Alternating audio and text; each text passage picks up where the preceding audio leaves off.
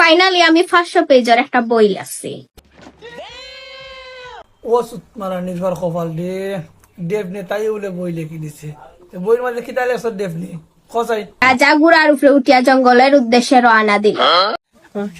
রাজা আগে বুঝতে পারছো যে এখানে থাকলে তাই কপাল সুখ হইতো না তো মঙ্গলের দেয় তাই জঙ্গলে যাই রাখি আর লাস্ট পেজও লেখছি যে অবশেষে রাজা পৌঁছাই গেছেন জঙ্গল।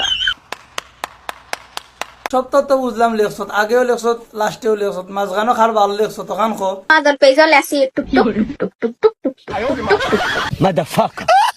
দূর আসুদা তোরা তো খাতা কলম দিছিল কি গেবে হে বেবাটরে বেবাট বইটা লিখতে আসলে ওলা হঠাৎ রাজা জঙ্গলের উদ্দেশ্যে রওনা দিলেন এবং সাথে তোকে নিয়ে হঠাৎ রাজার মনে হলো কিছু একটা করতে হবে তো রাজা তোকে নিয়ে কিছু একটা করতে লাগলেন